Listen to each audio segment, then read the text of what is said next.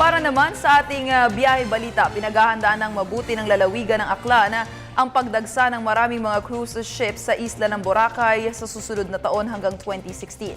Pagpasok pa lang ng Enero 2014, nakatakdang magdadala ang international cruise ship na MS Costa Victoria at MS Costa Europa II ng mahigit 3,000 dayuhang turista. 2 cruise ships sa February 2014 at 3 pa sa March 2014. Tuloy-tuloy na ang pagdating ng mga nakaschedule na international cruise ship sa Boracay hanggang 2016.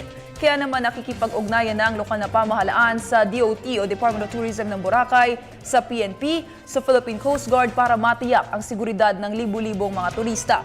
Napili ng mga turista ang pamamalagi sa Boracay dahil kilala ito bilang Island of Fun and Recreation.